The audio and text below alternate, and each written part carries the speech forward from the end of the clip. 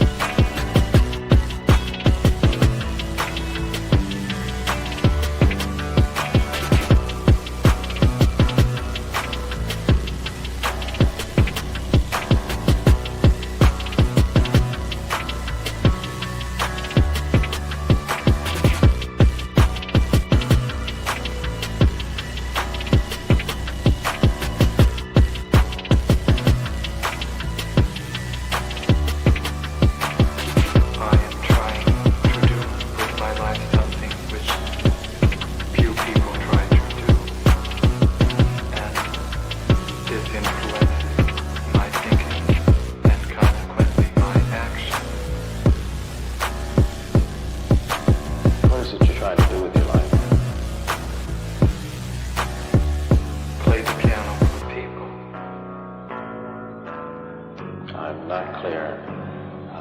How is it that playing the piano for people has eventually resulted in your being here in the hospital?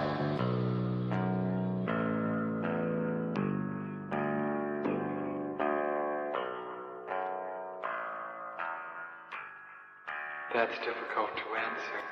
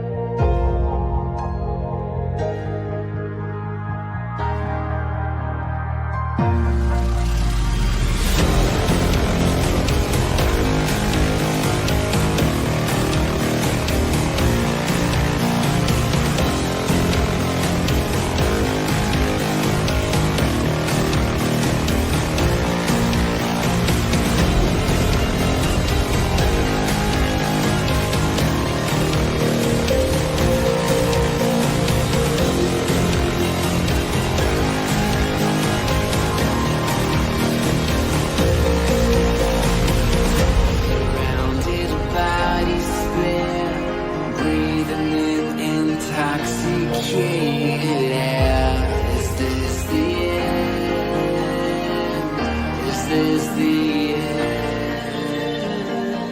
There's a noise inside my head of crying people facing death. Is this the end? Is this the end?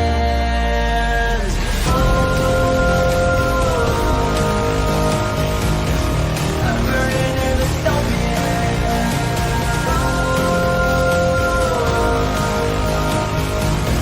There's no place to hide.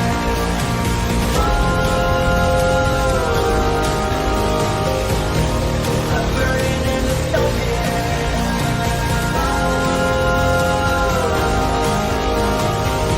This is the final genocide. What have we done to the world?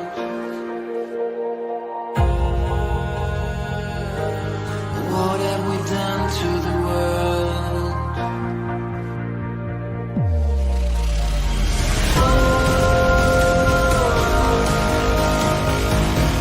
I'm burning in dystopia.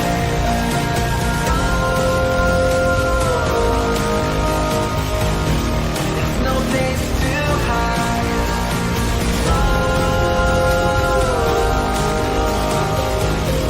I'm burning in dystopia.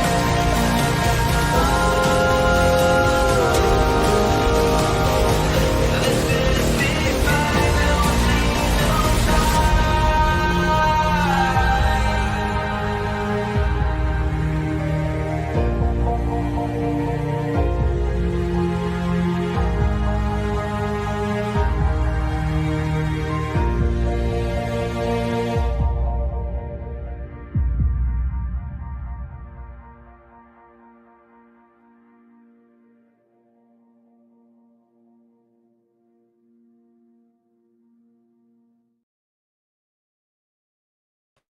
All right, what up, everyone? It's time for Spy Stream. Spy Stream is when we go inside a live leftist training and we watch it live. And tonight we are going to be going into a training. We've watched trainings associated with this group before. So this is a training that I found out about through the Mayday Strong Coalition. The Mayday Strong Coalition is the organizing group on the left that's most closely associated with the teachers' unions because the NEA hosts a lot of their trainings. The Chicago Teachers Union is involved in a lot of the organizing. Sometimes the AFT and Randy Weingarten get involved as well. But mostly, when we're talking about Mayday Strong, we're talking about the National Education Association and then local chapters that are affiliated with the NEA. The NEA, of course, is the largest union in the country. All unions are socialist, but the NEA is incredibly socialist. They're very far leftist. If you're looking at the groups that are organizing around disruptions in schools, specifically in response to the Trump administration, the NEA is going to be right at the top of the list. One of the most impactful things Donald Trump could actually do to fight back against the left is to ban the NEA and the AFT. He could just ban them. Like, I don't know why that's not possible. I would have him ban all unions if I'm being honest about it, but I would start with the NEA and the AFT because these are public school teacher unions. The government is the employee, the government is the employer of the teachers, and the teachers are using these unions as a massive political organizing tool against the opposition party in government. And that just feels a little bit smarmy to me. We shouldn't be paying them with our tax dollars to organize against the government that was elected by us. They're literally getting paid with our tax dollars to organize against what the voters actually voted for, which seems, I don't know, retarded. It's kind of like if we were going to war with someone and we were paying for their side of the war in addition to paying for our side of the war. Like, we elected people to do a certain thing, and then we pay taxes that then go to people who are organizing directly against the people that we elected to do the thing. And that's why things never change, and that's why the left always wins, because the right is retarded and they rely on political power, when in fact political power is not actually that useful most of the time. What is useful is institutional power, and the teachers' unions, sadly, have institutional power. But that group, the Mayday Strong group, is connected with this group, which is organized power in numbers. I'm not sure if this is the teachers union directly, but this is like another union that's working around organizing around different things. And this is part of the call we're going to be watching tonight if we go under campaigns. The Workers Over Billionaires campaign. So we actually watched a Workers Over Billionaires call. I think it was either last week or the week before. This is not the first time we've seen them. And to my recollection, these people tend to be more Democratic Socialist of America type people. So on the leftist scale, they're not revolutionary socialists. They still believe in working within the electoral system. They still believe in doing stuff within the electoral process, making small incremental gains over time.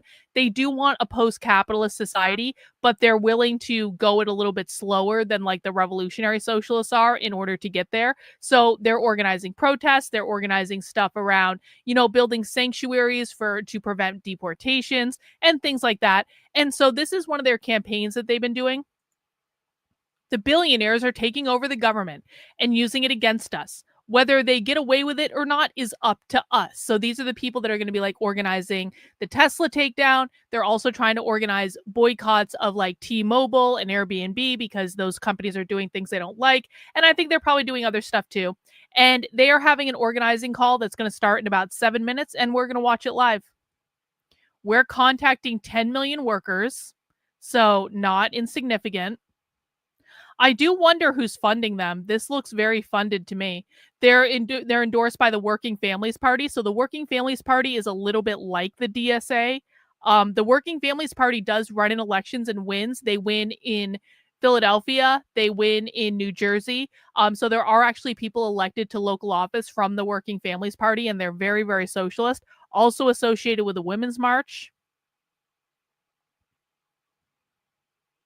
Organized power in numbers as a product. Okay, so this is directly related to the Working Families Party then. Okay, Working Families organizing. So this is directly related to the Working Families Party. Does anyone know who's funding the Working Families Party? I don't.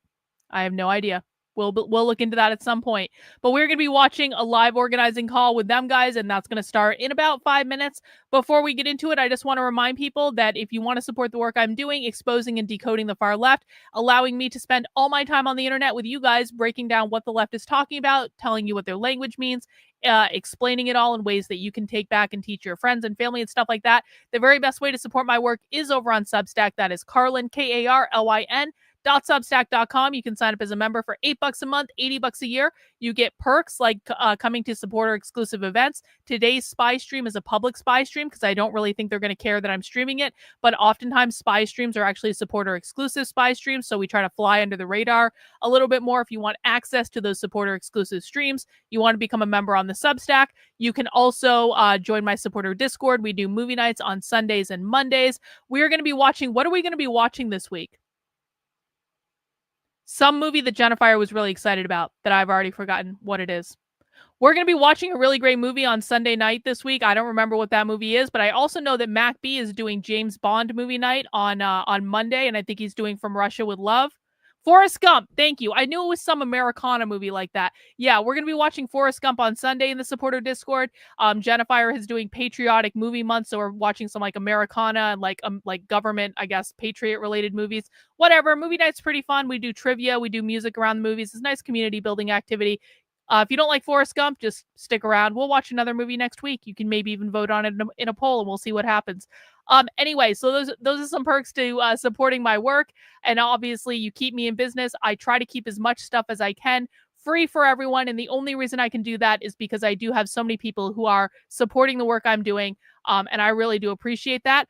Also, if you're new to my work, I'm going to be holding an event on July 17th at 8 p.m. I think I labeled it as 8. Well, we'll say it's going to start at 8.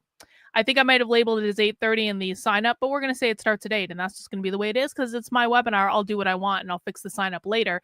Anyway, if you want to sign up to join us at 8 p.m. on the 17th, and I will be fixing the sign up page after this webinar, You can sign up for there for free. This is called Re-Education and Anti-Communist Introduction to the Far Left. I'm going to try to do a very bare bones introduction. If you are familiar with my work and you've been around for a while, you don't need to sign up for this. I know you guys like coming to everything I do, but people like Reagan and Bot and people who have been watching socialism with me, you guys really don't need to sign up for this. I appreciate the support. You totally can if you want to, but you don't have to, and it's probably going to be a lot of really, really, really basic review.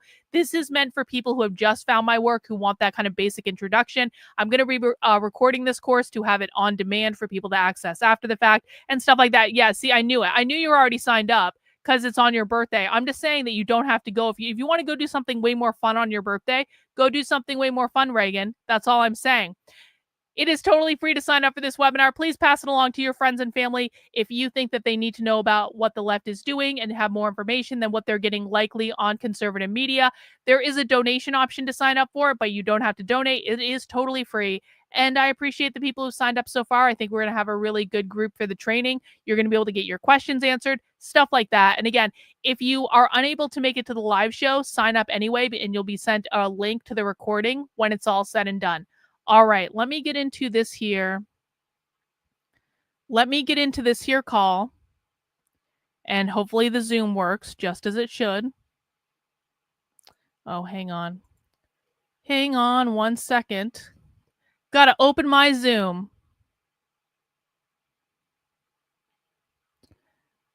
Oh, if Zoom is updating, Lord help us. Lord help us if my Zoom is updating. I hope it's not. Lord help us. Oh, no, it's just connecting. Okay, I got to get in under my correct account. Yeah, okay.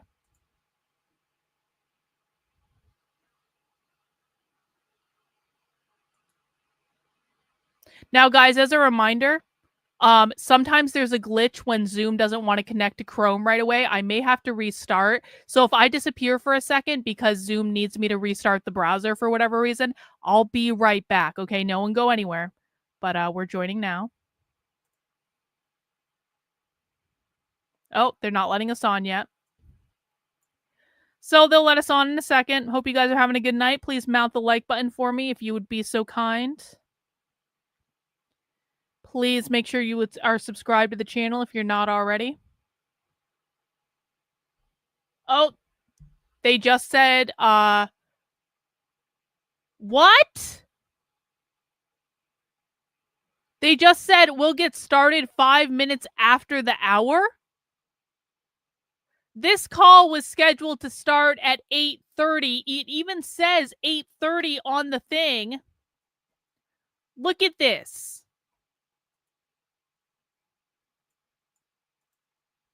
Well, this sucks.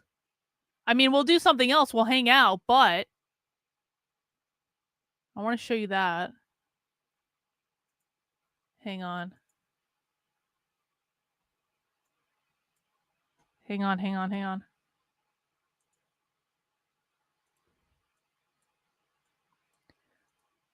I want you guys to know I didn't screw this up. For the record, the call is... Oh, hang on. Not that. The call is literally scheduled for 8:30 p.m. I'm not the one that screwed this up. 5 minutes after the hour? Did they mean 5 minutes after the half hour? Yeah, this is crypt time. Yeah, we're on crypt time now. We're on leftist time. Time is a social construct. They always fuck up on time. They literally always fuck up on time. It's like, you know what, socialists? You want to control the food supply? You want to control the food supply? You want me to give you the privilege of controlling the food supply? Can you guys please show up on time to anything? Like literally anything, because you are not creating confidence in your ability to lead and do stuff. You know, I was thinking about this. I was in Whole Foods the other day. And sometimes I go to Whole Foods because they have like this, they have like food there, and they've got some Indian food there that like if I need like a quick something to eat, like the Indian food they have at their buffet is actually not bad. And so sometimes I go to Whole Foods when I'm out just because I want that Indian food. So I went to Whole Foods the other day, and they had the chicken done, and they had the chicken all out, but there was no rice. And it's like, Whole Foods, you literally had one job. You cannot eat Indian food without rice. There was no rice anywhere. There was no like the saffron rice. There wasn't even any white rice. So it was like they've got 2 Indian food dishes out and no rice. And I'm like, you assholes want me to trust you to control the food supply? You can't even do the buffet properly. Let's work in steps here, socialists. If you want to be able to control the food supply, just do the buffet correctly. I'm not asking for the sun, the moon, and the stars. I'm saying if I'm having some butter chicken, I want some fucking rice to go with it because you eat Indian food with rice. This is the type of incompetence that we are dealing with in the world. Is they schedule a meeting for 8:30. Oh, now they're saying they're going to get started in a couple minutes. Okay. Now they've realized that 5 minutes after the hour means you guys are going to be waiting for half an hour longer than we said you were going to be waiting. And now they're like, okay, we're going to be getting started soon. Never mind. They realized it's 8:30. The socialists, it took them a minute, but they've learned how to tell time.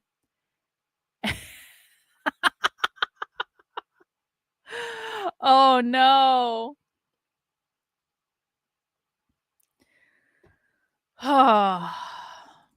They ruin everything.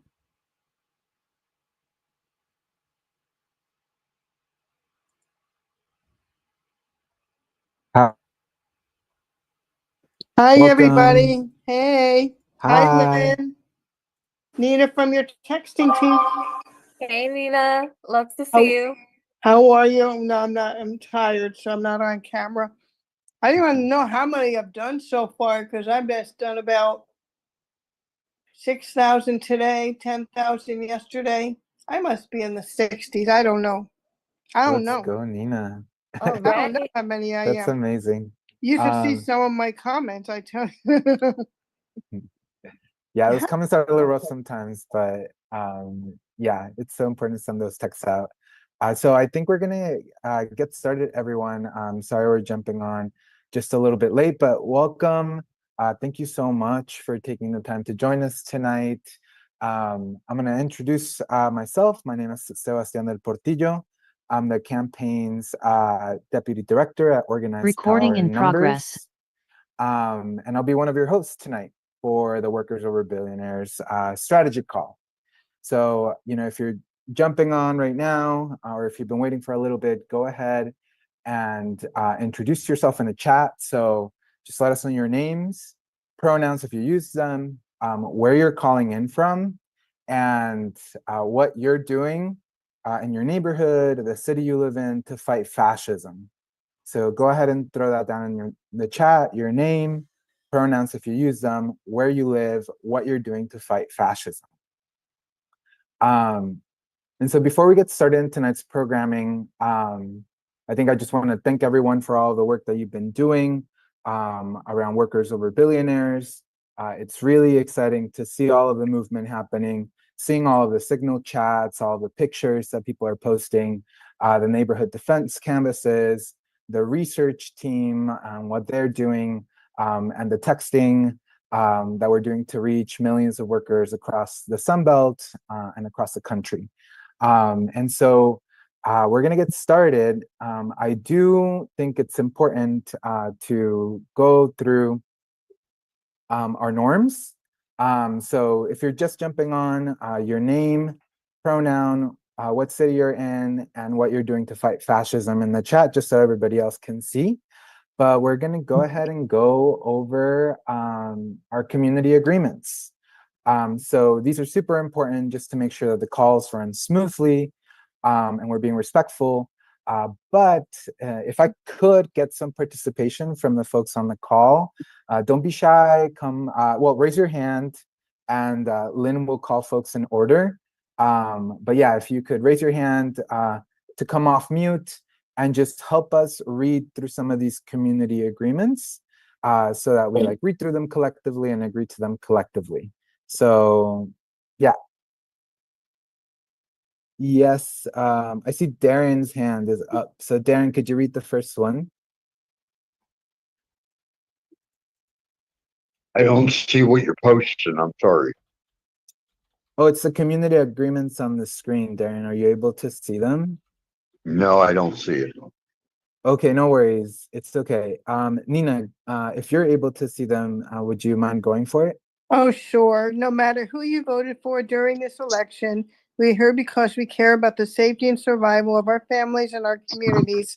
This is a family kitchen conversation on important topics. Thank you. Danielle, I see your hand is up. Mind reading the next couple of ones? Sure. Be respectful. We are here to build each other up, not break each other down. The world does enough of that already. No blame game. This is a safe community space we're creating to discuss the real world impact for workers and their families from the results of this election. Okay, thank you so much, Danielle. Sam, could you read two more, please? Yes, I will. All right. Honor confidentiality. Respect the privacy of others and what they share here. We are learning and growing together. No tolerance for harassment or discrimination. Discriminatory language, harassment, or any form of disrespectful behavior will not be tolerated. We hold ourselves and each other accountable. Thank you so much, Sam. And then just one more volunteer for the last one. And feel free to come off mute. Oh, Bree, go for it.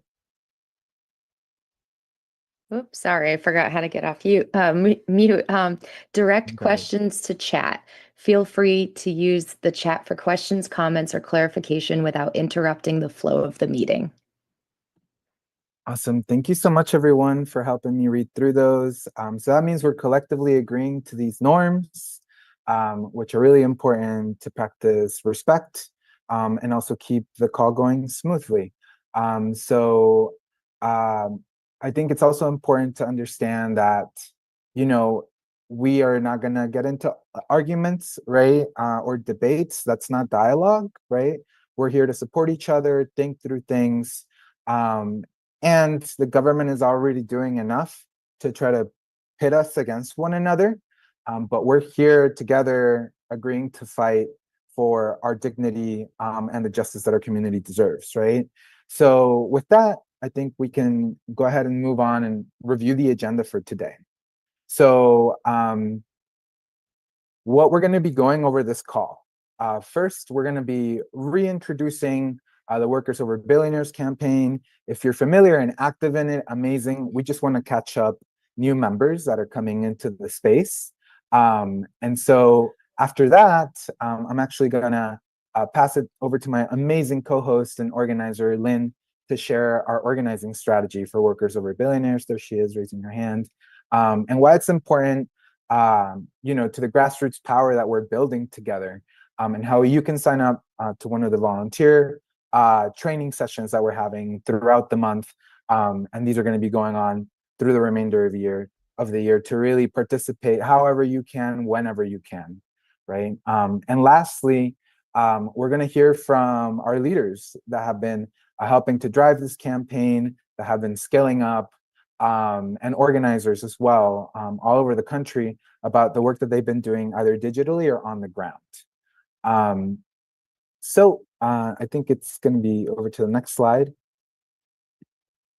Okay, so that's going to be our night tonight. That's the agenda. And I'm sure everyone agrees that the system right now is set up to favor the ultra rich in this country. That's very clear right now.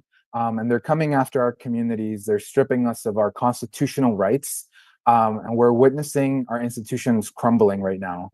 And it's extremely frustrating and worrisome. But something else is really clear to all of us in this campaign, and that is that organizing works, right? Just like we did during the COVID-19 pandemic, just like we do when there's fires, just like we do when there's floods ravaging the country, it's our communities coming together and organizing that allows us to survive, and not only survive, but resist this government, right? And whether the government is unprepared to handle those moments of crisis or straight up just planning those crises upon our communities, working people are still here today. And we've we've built new systems before of solidarity, and we're going to continue to build them, new systems of organizing. And that's what we're doing now. So the Workers Over Billionaires campaign is going to reach 10 million people across the South and Southwest region until Labor Day. We're going to continue organizing after that. But right now, one of our main targets is September 1st, right? And mass mobilizations around that date. And we do this through sending millions of texts to people, hundreds of thousands of phone conversations, knocking on hundreds of doors within our neighborhood, and building relationships, right, in our community. Those relationships that are necessary to bring more people in, more people that are willing to take bold action and massive action throughout the course of the summer. I will also say that we cannot wait on election cycles anymore. Organizing has to exist outside of that. That's been a massive failure of the left so far. And so it's just not worked, and we need to win. So we need to keep organizing that aside, right? We need to organize for our communities. And we need resources, organized resources, and organized people to do it. So again, we're organizing from where we are with what we've got, and we're building it by training up local leaders, using all of our distributed digital organizing tools and also in-person organizing, right? To skill up people, to build leadership. And there's been thousands of volunteers so far that have pouring like their donations, not just within the Workers Over Billionaires campaign, but across the country, right? People have been donating, they've been organizing, they've been mobilizing, and they've been giving so much of their energy during this fascist regime that we're facing. But in order to win against the billionaire class, we need to expand that even more. And it needs to be from the bottom up. So that's pretty much the ethos, the strategy, right? We need to build stronger networks, come together to contribute our skills. And we're going to hear at the end of the call from some of the leaders, volunteers, and organizers that have been, going at it on the ground in LA and Texas, in Arizona.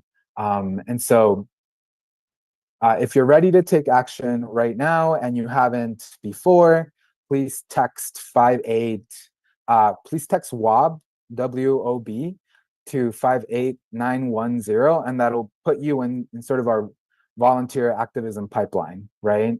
And there you can sign up the pledge for Workers Over Billionaires, and also access our action toolkit.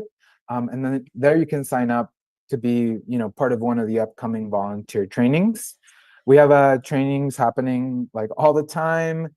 Tomorrow there's a neighborhood defense training. And so again, I just want to thank everyone that's been contributing and joining the organizing machine that we're building together.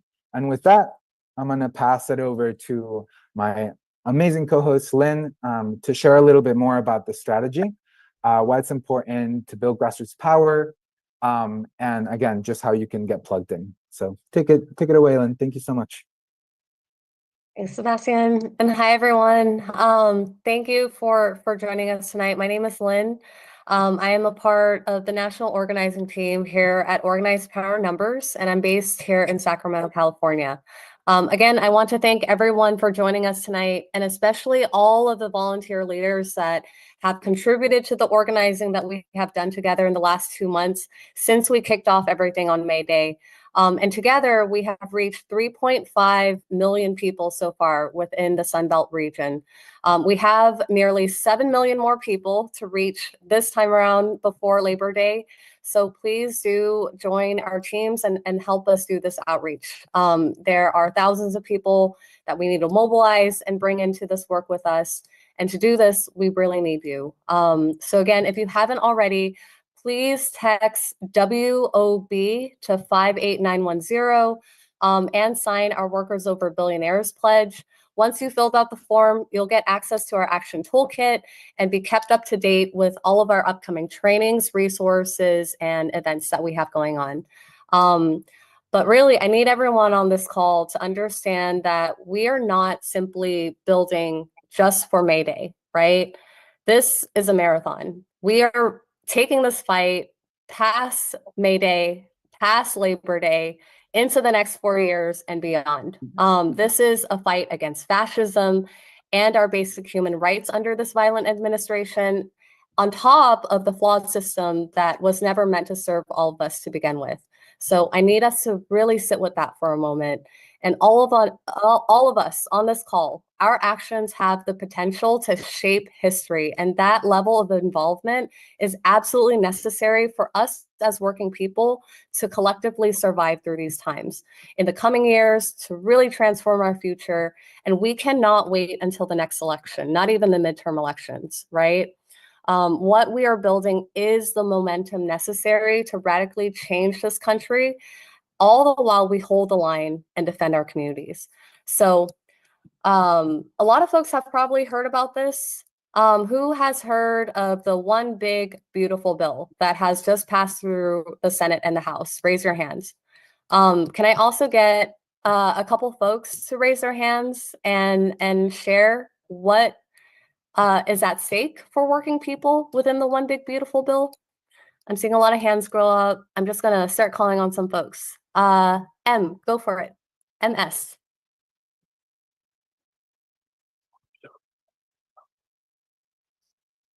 Oh, Hi. Sorry, I was muted. So I'm actually a beneficiary from like Medicaid and SNAP. I work part-time. I go to school part-time. I'm already at my limits, and these cuts could definitely hinder my ability to pursue my dreams and get a career. Pursue your dreams, get a career, but also survive, right? Thank you so much for sharing, Em. All right, I'm gonna stop sharing my screen for a second. All right, I'm seeing Cynthia. Cynthia, go for it. Hi, yes. I actually protested this bill in Dallas and marched over to Senator John Cornyn's office before the vote and got to hear from people personally affected. People brought up all sorts of things. Of course, like the SNAP benefits being taken away, Medicaid, as well as this bill, ironically, being really fiscally irresponsible, even though that's what the GOP touts as one of their values. Yeah, thank you for sharing, Cynthia, and for taking part in the actions to try to stop this. It essentially passed overnight, right? Not a lot of people know about it.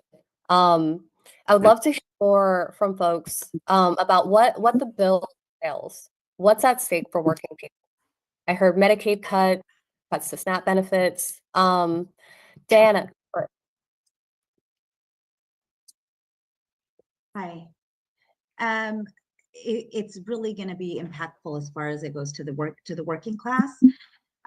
There's going to be a lot of healthcare workers that are going to be affected because of the cuts to Medicaid. Long-term care facilities specifically are being targeted in the Big Beautiful Bill.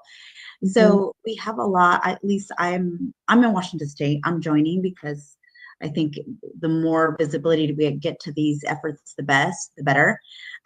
So it's for the working class community. It's going to be those that are in healthcare. Just initially reading. I'm only on chapter 1. So my goal is to read the full 330 pages and kind of get a really good understanding of what we're facing here and what we should be prepared for. But I'm just scratching the surface, chapter 1 under healthcare, and it's going to be healthcare workers are going to be impacted, specifically those in long-term care facilities. Thank you so much, Diana, for doing the work of going through all those pages. It's important for us to know what's in the bill in order to prepare our communities. Would love to have you join the research team and help us build out that infrastructure. Yeah, would love to. Just let me know how to do that. For sure. We will go over that on this call later on. Thank you, Diana. Yeah. All right, let's go to Jessica, and then we'll go to Darren, Daniela, Nina, and then David. Hi, my name is Jessica. I actually work in Los Angeles at a major hospital. It's a university hospital. So right now, because of the NIH grant cuts, we're actually slowing down in our research. We're currently on a full hiring freeze at our institute, and we do transplants where I work. I'm one of the wound care nurses, and I also do ostomy patients. So I'm very concerned about people coming in not being able to afford their medications. I mean, if you're waiting for a heart transplant, you are on some type of disability. If you're waiting for a liver transplant, if you're waiting for a kidney transplant, these people are on disability. We also care for folks. So we're on a full hiring freeze. And it's just going to be very concerning that not only can these people get care, but once they leave, can they afford the medications to keep the care going? Can we get them out of the hospital, into the LTACs, into the skilled nursing facilities to make room for other patients? Like, it all backs up. And as stuff closes, we may be seeing like pandemic level in our ERs, because if this facility closes and they used to serve 100 patients and that goes to the next facility, your wait times are going to be longer. If you get into a car accident, do we have the resources to take care of you, to take you in? So the downward stream impacts are there. And I know, like I said, I mean, my facility is holding back. I know UC San Diego laid off 250 people, so the UCs have already gone through and started to lay off people. So this is going to trickle down, and then less people will have jobs. So it's just really disheartening, that the most vulnerable people among us, those that are the sickest, are the ones that will be hurt the most. So that's what I'm seeing on the ground level of my institute, that's not only a university, but also a teaching institute and cares for the sickest people. I think our level of care, we have at times like either the top or like number one or number two sickest humans in the country in our facilities. And I worry about our ability to continue to give those services and help those people over the hump. So Thank you for reporting back, Jessica. In an already backed up healthcare system, right? This is what we're facing. I think what it also means is that we have a lot of people with skilled knowledge, and if we need to build an infrastructure outside of our healthcare system, hey, that might be a possibility. But yeah, that's absolutely true. All these cuts are trickling down. Let's see, I think it was Danielle that was next. Danielle, did you want to go for it? I think it was Derek before me for Oh, the, yeah. yeah. Hi, I'm Darren. I'm in Phoenix. I work with Sebastian and a few others with the Take Back Our Homes campaign. This big, beautiful bill is taking away the powers of our court system. It's the destruction of our law, and it's got to be stopped. This is out of control. We need to really fight. It's a shame we have to do that, but we have to do that. Mhm. That's absolutely right, Darren. Um, there are a lot of hidden things within this bill, our constitutional rights being one of them. Danielle, go for it. Kind of going off what Darren said, and the whole working family, worker party, we will have less rights. We will essentially, the big beautiful bill takes away so many rights to the point where we just become what they want, which is slaves. Just people who work mindlessly and work, hours upon hours on end with minimal income. It just really widens the income gap. Which is already happening, right? This is just that's even more. We'll go to Nina and then David and then Sam, and then we'll go back to the presentation slides. Okay, going back to what piggybacking what Jessica said, what's it going to do to the rural hospitals? They're going to close. How do people get to their care? What's that going to do? People who are supposed to have surgeries, they can't get them. With the abortion healthcare services, that's sort of risk too with Planned Parenthood going under. as well as children's food. I'm an educator regarding the food assistance, the SNAP benefits, and for kids getting the necessary meals at school. They're not the greatest, but it's something that the kids usually don't get enough of when they're at home. That's their only means. And then the Medicaid is going to affect even red states and blue states, everybody.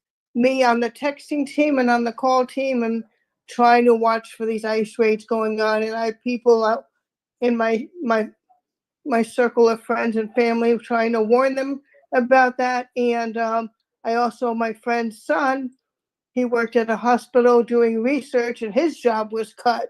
So what is that going to do with research, cancer research, everything research, medical research? It's going to hurt everybody, because to benefit the wealthy people, which they don't need. I called before they passed this big ugly bill, Republican senators that were on the brink, and they still caved, to voting no. And my two senators in my lovely state here in Florida, of course, the Medicare king, Rick Scott, who's the king of the Medicare scam. But even talking or texting with people on this, you've seen my text messages. I push back on some people, they push back on me. And it's like, you have to have the hard conversations. Mhm. Yeah, we do have to have the hard conversations. Everything is at stake right now. Again, going to try to inspire a little bit of hope. We have a lot of skills that we can pull together despite all of this. And we will rebuild something better. I think it was Sam, and no, David, and then Sam. Cool. Yeah. I mean, a lot of people have brought up a lot of really good points in terms of like how people are being affected.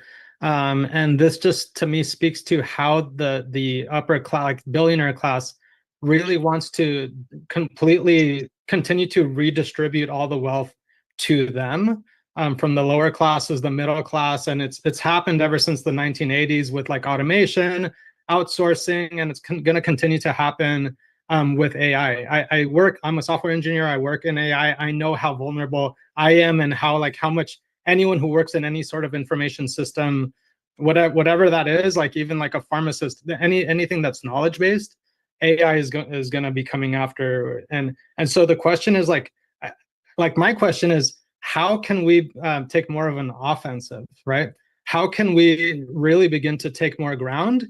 And vote in the people that we need to have in place to like really make a difference and speak on our behalves. And it's a really a critical time for us to be as involved and think of this like exactly like a marathon, because if we think things are bad now, it's going to continue to get worse in the favor of billionaires unless we really take a stand. So just looking forward to seeing how we could make a difference, right? So Yes, David, exactly that. We are literally building the power necessary to win the fights at the midterms, in the election in the next 4 years, but also in the workplaces, everywhere within our communities. We need to start building and connecting with each other now. Sam, close us out, and then we will go back to slides. Thank you, everyone. Alrighty. It's there are a lot of scary things that is within this bill that a lot of people have so graciously put here.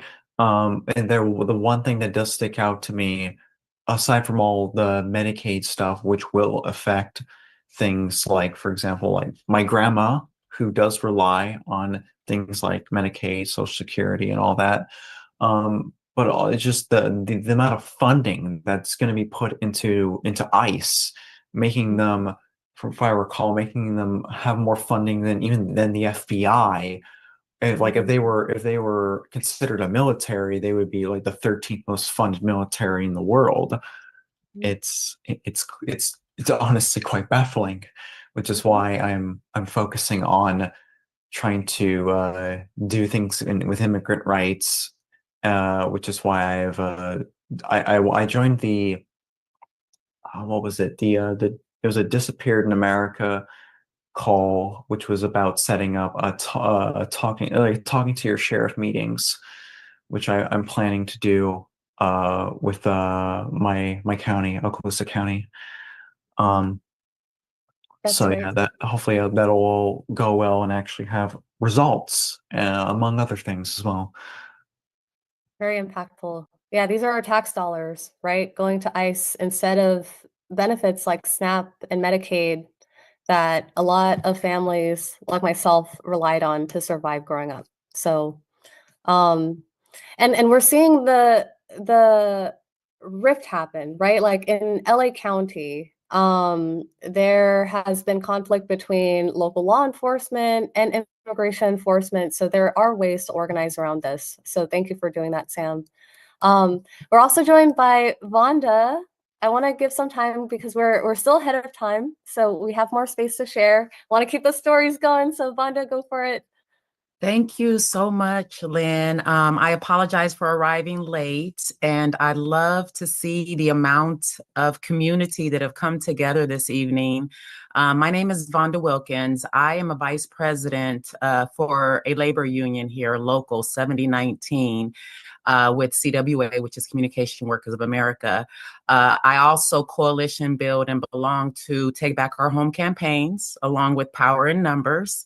And not only do I show up on labor issues, but I also show up on human rights issues as well.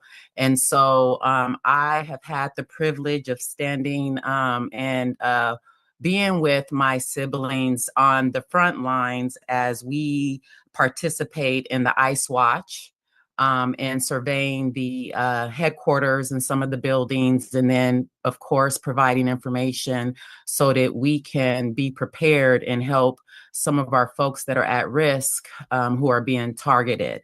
And so I'm glad that we have this space this evening because the work needs to be done, and we need to build our numbers as we join forces to fight some of these attacks that are going on. And so some of the things that I'm doing out here is I am bringing things back to the basics within the community and doing a lot of coalition building between our labor unions and our communities to assist with some of the bills that are being passed erroneously here, and to help with a lot of the immigration profiling. And so I just want to let you all know that this is the first step that it takes in order for us to regain back the power that's needed. And we have to treat ourselves like millions of little fish in the pond that are building ourselves together to eat up the big corporations that are trying to hurt us and hinder us. And so just a little bit will go a long way. So even if you don't think that you can go down and rally, or if you don't think that you can go down and vote a certain bill down, become educated with who your legislative district representative is. Call them. Also learn how to request to speak online. Keep yourself educated on what's going on out here, because it's going to take all of our efforts to combat what's going on in Arizona. So Lynn, thank you for allowing me to take this space, and just know that out here in Arizona, we have some amazing campaign leads who are on top of the ICE raids that are going on. And we have a lot of community committee allies, such as Take Back Our Home campaigns and Power in Numbers, who are working tirelessly around the clock to make sure that we add a layer of safety for our folks that are vulnerable out here. So thank you. Amazing. Thank you so much, Vonda, for joining us tonight and sharing such amazing organizing updates on the ground. We have incredible work going on everywhere, and just thank you so much for your leadership and making time to join us tonight. But you're absolutely right. To bring us back to the one big beautiful bill, it's a disastrous bill, right, for working people. A few key points that I want to raise is that it's giving essentially billions away in tax breaks to the wealthy and big corporations, and puts millions of working families at risk. Over $1 trillion in cuts to Medicaid, $295 billion cuts to SNAP benefits, $75 billion to ICE in the next 4 years alone. That is crazy. On top of billions of dollars in the next years to come, within the next decade. This bill is punishing poor people with harsh work requirements and gutted safety nets for both working people and seniors. And again, thank you so much, everyone, for sharing both the work that you are doing on the ground, and also everything that you're paying attention to with the One Big Beautiful Bill and how it's going to affect you. The One Big Beautiful Bill, again, is just a big tax cut for the wealthiest people in this country. And on top of that, they're allocating even more money into law enforcement and ICE. And these are our working tax dollars, right? Both from citizens and undocumented immigrants. They're being taken from us to fund more state violence and weaken the safety net for millions of working people in this country. They want us to feel like there's nothing that we can do. And you have every right to be angry right now. But what does this mean for us in this moment, right? And how can we constructively channel that anger to build meaningful collective action and build the organizing machine that's going to take on the billionaire class within the months to come and the years to come? I'm going to share 3 priority teams that we have right now that you can take part in. For one, we have seen an increase in workplace raids, right? So more money is going to the ICE budget. We're seeing more folks be kidnapped from workplaces. And with the most recent Supreme Court rulings, it's an incredibly important moment now more than ever for folks to know what their constitutional rights are, and especially within the workplaces. It's vital for us to build our neighborhood defense teams. I heard folks saying that they're on ICE Watch locally, they're sharing news with their local neighbors in a group chat. Please continue doing that. And then also, on top of that, get trained up on how to knock on doors within your neighborhoods and canvass local businesses. We have a training tomorrow night for our neighborhood defense team at 5 p.m. Pacific time, 8 p.m. Eastern. And then we have another one on July 24th if you can't make that one. You can sign up through the link that our team will be sharing in the chat, or you can just simply text DEFEND to 58910. And that will bring you into the team. I also want to take a moment to highlight what's happening in LA right now, possibly one of the most crucial cities as all of this is coming down. So let me play this.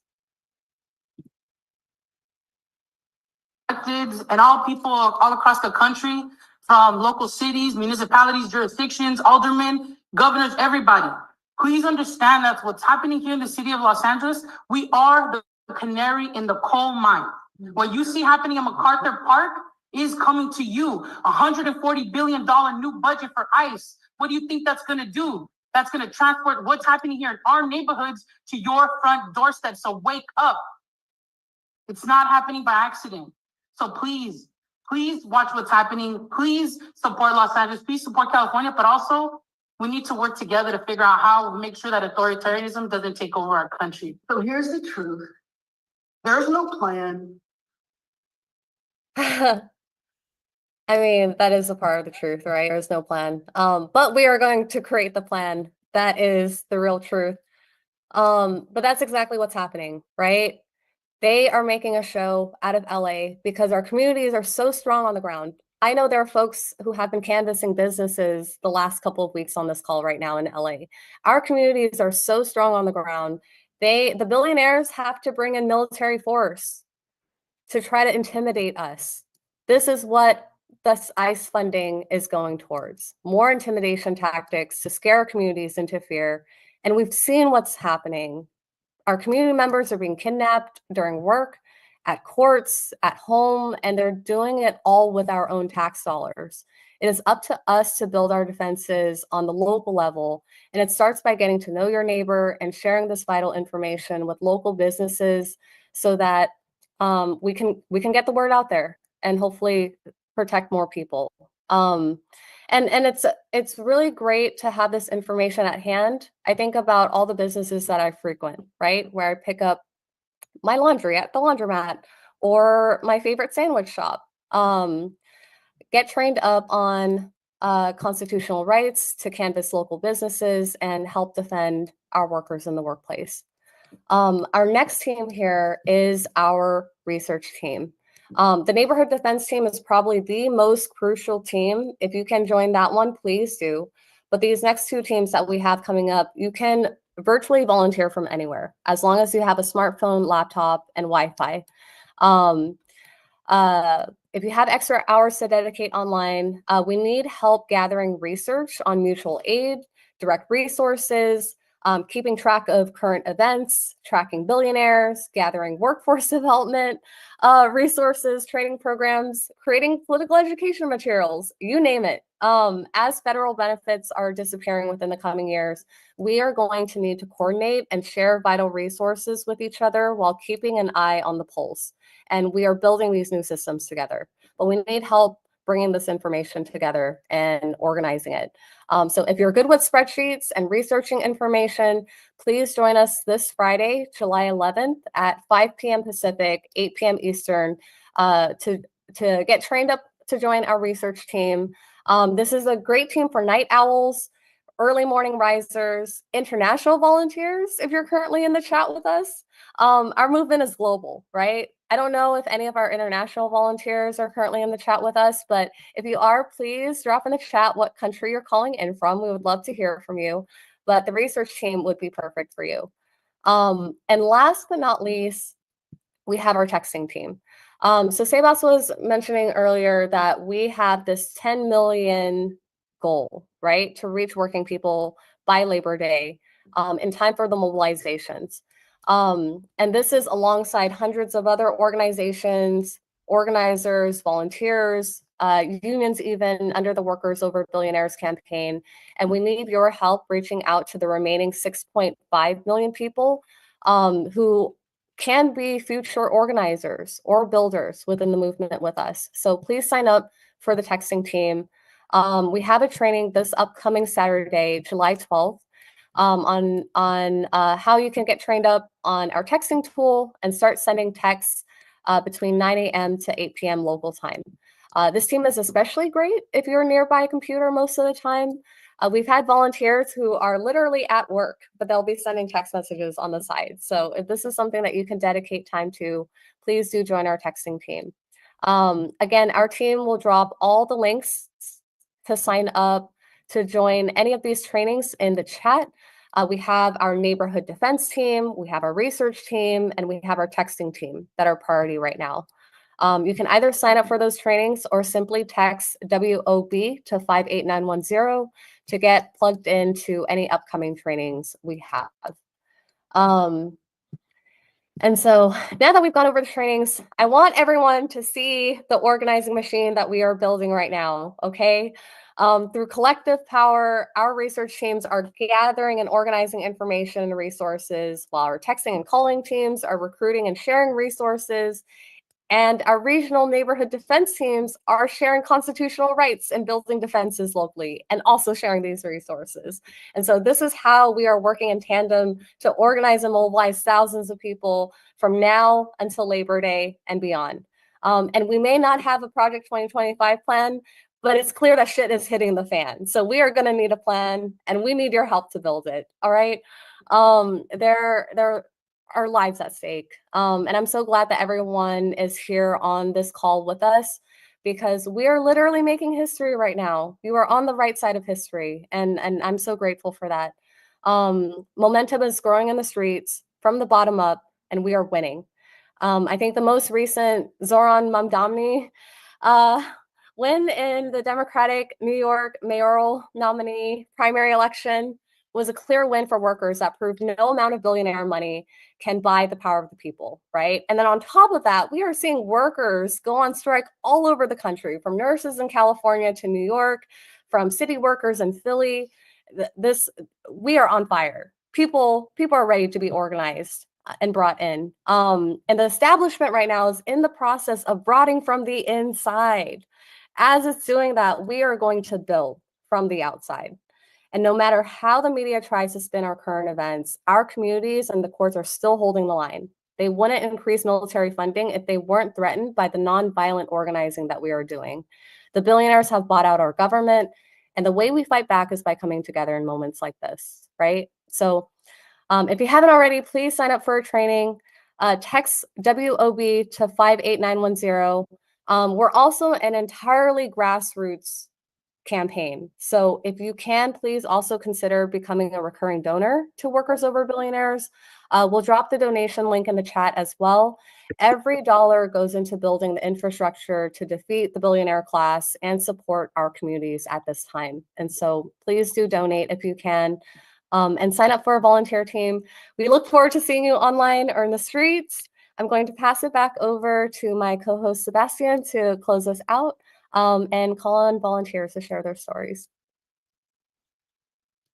Yeah, thank you, Lynn, for going over the structure and what folks can do to plug in. I do, see the work in talking to businesses, in the power of people, kind of flipping private property, right, on its head, and saying, this is our establishment. Like, you cannot come in here, and creating barriers for ICE. And so it's been very effective across the country, specifically in LA. We've had a lot of movement. And so it's been people that are ready to get to work, right? And even though there's a million ways to participate in the campaign, this is one of the most effective ways so far. That will evolve. It will change, right? As their tactics change, our tactics have to change. And so we're hoping that we can create that strategy together. But thank you again for all the volunteers who've contributed their time and energy. And I just want to take some time right now to hear from those folks that have been doing that work in California and Texas.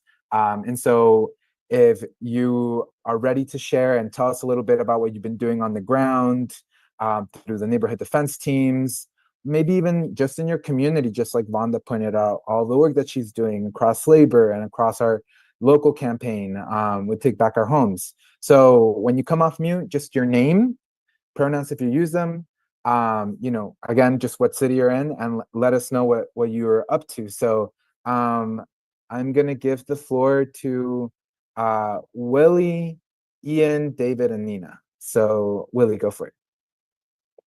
Hi everyone, Willie. I'm calling in from Los Angeles. It's great to be in community with you all. I'm just going to share a little bit about my experience kind of organizing and participating in the kind of Know Your Rights community outreach to small businesses. I've gotten a lot of support from one of my friends and comrades, Alejandra. We're both members of the Democratic Socialists of America, LA chapter. And, she is involved in this work through a lot of coalitions and her own work.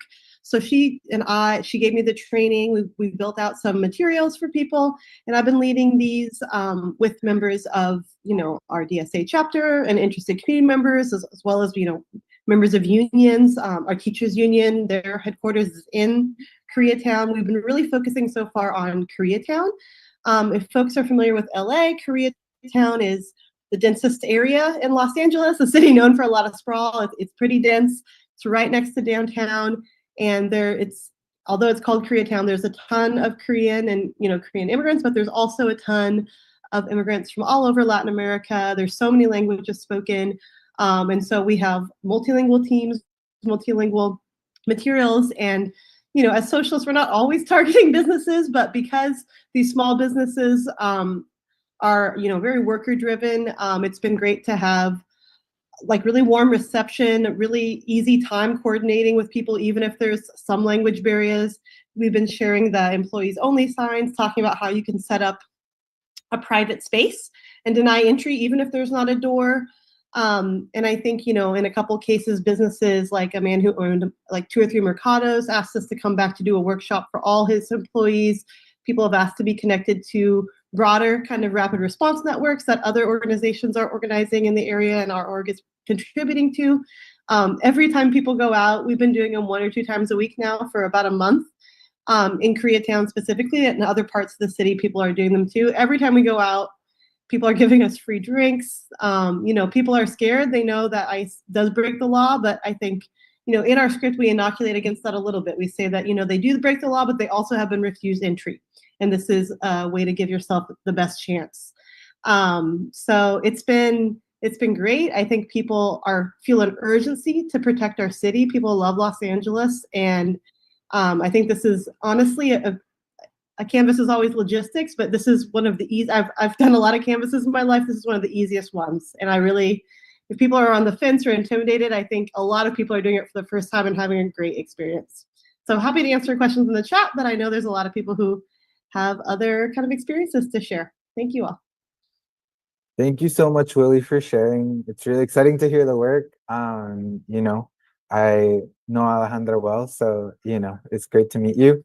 And yeah, thank you for everything that you're doing. It is very effective, and it does seem like it's very energizing to folks that participate. I'm gonna pass it off to, I believe it was Ian. Go for it, Ian, and then David. Yes, hi, my name is Ian, and I am calling in from Austin, Texas. I just wanted to say hello. I'm not exactly sure what I'm going to say. I think there's a lot of people on this call, but I technically took on the responsibility of being the chat person for Austin. And yeah, I'm highly concerned. I've been getting my feet wet politically for years now, but never to this degree. It's I've been engrossed in the movement since November, even though I went to an Indivisible meeting like 10 years ago when they were just starting out. But so in Austin, I am looking at connecting with neighbors and starting very grassroots. I distributed a couple of signs that said, "This is a private space," to my favorite taco stand, which is really ideal because you're not implicating anything, you're not setting up anybody with anything. It just totally makes sense. I think we can do together what we cannot do alone. I think that's the magic ingredient that's been missing maybe in society, and that's what is going to save us if we can create a new democracy. I legally observe in Austin, and I'm very interested in Know Your Rights trainings. I have to keep taking them over and over again to get refreshed, and I think that's very important because that's something that actually works now with ICE. Because the other day I was trying to respond to a possible scenario, but apparently it was a false alarm that was concerning. I don't know what that was about, but I was imagining what exactly I would do. But the more people that we can get in, the better. Court watching, immigration court watching. If you have an immigration court near you, you can just start going, and there are forms that you can download and start filling out. Like as an observer, there's an immense amount of power when you're standing there with a clipboard, making notes, looking up, listening, and taking more notes. Even though, just hold on to the notes for now, and we need to observe at first. And I learned this in Portland, Oregon, for instance. Whenever you see an arrest, like, you should always stop and watch. And I learned that a long time ago. And the same thing with ICE. Like, if we keep observing what's going on in our communities, just each one of us can take that responsibility to be a legal observer. And because I keep focusing on what does work, and people confronting ICE, they are just crazy bounty hunters. They're not professionals. My concern is they're going to get more organized. And so the more that we can get ready and keep meeting them in the streets and know what our rights are, I think the better. Because yeah, this is the scariest group that we've ever funded in the history of this country that I know of. So, but yeah, you'll find me on the chat as Ian Sargent, and please get in touch. If you're in Texas, if you have any questions for me or want to reach out, because I've been politically networking since November, and I think it's the only way. So I'm so glad you guys are doing what you're doing. Thank you. Thank you, Ian. I'm glad you're doing what you're doing, and it really takes, the courage to step into like this role that maybe is unfamiliar to a lot of us, and get to work and experience what it is like doing the day-to-day organizing, right? So very inspiring. Thank you so much for sharing and holding it down for the Austin chat. I'll pass it to David now. Hi, everyone. I'm one of the admins and kind of the organizers of the LA chat. So just wanted to share some of the stuff that we've been working on. Two primary things. One is like a website, and another one is like radio ads. And the idea is to reach hard to reach people where they're at. There's some people that still don't really have a full grasp of what their rights are. And we need to do anything that we can to make it difficult for us. And so the reason and either Amanda, if you're on the call, or Rain, who's on the call, can share more about the radio ad. But for the website, the reason I put it together is just because, for one, even for myself, there's so much information out online that it's like really difficult to find out, okay, where do I go for the best information? What if this one's missing something? And so I took like the ACLU has like a 26-page like know your rights document, and I took that and I created 3 separate quizzes so that people can quiz themselves on like a basic, intermediate, and more advanced level for their rights, and then also like an ally test so that people know what to do if they see an ICE encounter. And so this was the first thought to really kind of make sure that people learn, like sometimes you need a gotcha, like, oh, I didn't know that. And that's like the thing that triggers in their memory how to respond properly. But then in testing a family member on the test, on the quiz, I realized that my family member was actually going through like even one of the some of the questions more slowly than I expected. And I realized like, oh, whoa, there's actually going to be like some number of people who have like a lower reading level and need something with an audio option. And I think that accessibility is super important to be able to reach hard to reach people. And so now that the website has, when you click on it, like you can click on the test and it'll read out the questions, it'll read out the answers, and it's just all about making sure that we reach hard to reach people in a way that they can actually consume and understand the content. And so that's there. There's a lot more support coming for that in terms of additional languages. Right now it supports English and Spanish. But yeah, we've also been working on a radio ad. Amanda, if you're around, maybe you want to speak to that. But basically, like, yeah, we just want to reach hard to reach people where they're at, even if they're in their car driving to work or something.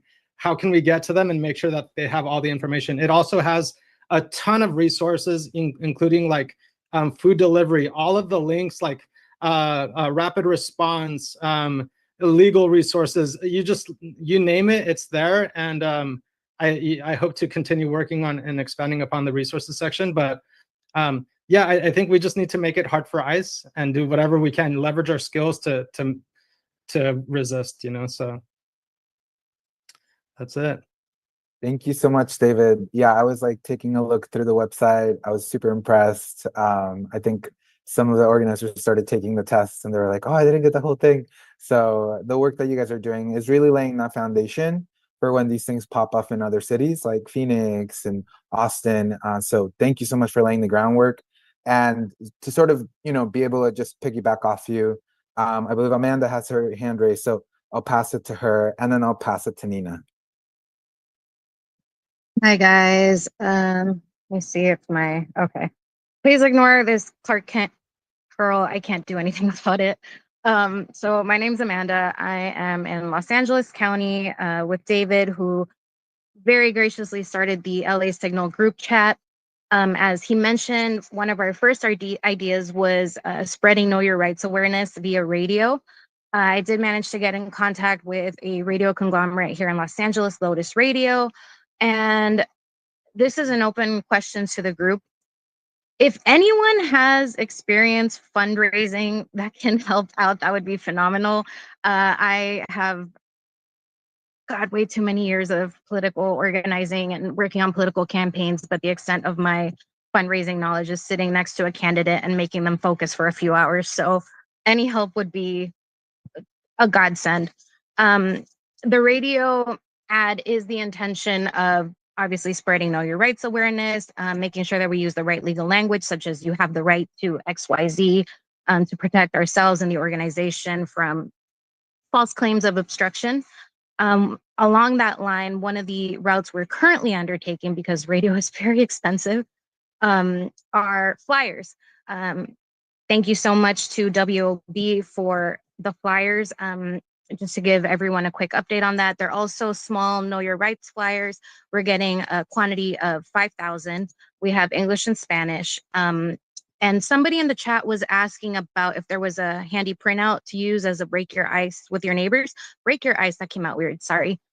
Long day. And Rain, our designer, has graciously agreed to let that be shared. I don't know if you guys with the org are able to share that. We have the final draft coming tonight, but it's just like a small, hey, do you know your rights if you get harassed kind of thing. Us in Los Angeles, we are going to put them up everywhere we can to get as many eyes on them as possible. If anybody has any questions about flyers or how to get that started, please let me know. I'd be more than happy to connect and, share any information that we have. Shout out to Claudia for making this become a reality. Thank you guys at WOB. It's been a huge help. And then one final thing in regards to our community, especially those that are, being actively traumatized by modern day Gestapo. As those of us in LA and any other city that know are currently being raided are aware of, this has been an incredibly traumatizing experience. I don't know about you guys. I don't really have the words on how this makes me feel. Makes me want to be around my parents and my family the entire time and lock them in a concrete box, but that's not life. But I did want to offer to you guys and to my LA group. I spoke with my therapist, and he is willing to offer an hour-long distress tolerance workshop. So for those of you not familiar, I'll keep it short. DBT, dialectical behavioral therapy, is really incredible for regulating your emotions. If you find yourself experiencing really intense emotions that you can't turn off, having panic attacks, or just episodes of, powerless rage and all of the intense emotions we've been feeling, I would love to connect with you, either here or on Signal. I'll put the LA Signal group chat again and we can start a new one from there. We are going to run an hour-long workshop on DBT. I will be paying for it myself. It's a lot of really helpful tools. And if you find yourself really struggling, I get it. I empathize. We're not alone. And sometimes when we're in those deep emotions, it really feels like we are. So I'll put the LA group chat in there again. And because I don't know how, well, I'll try to put my own contact in there and you guys can send me a message and we'll go from there. But yeah, man, keep on the fight. I never thought the restructuring of our government would be fighting against literal Nazis, but I'm proud of everyone here. I'm grateful to everyone here. Keep on fighting, guys, one day at a time. Thank you, Amanda. We're so grateful for you. I'm really glad that you brought up that piece of organizing and existing in this moment, is taking care of ourselves. So I know everyone in LA that's gonna be there participating in that is so thankful that you're putting it together.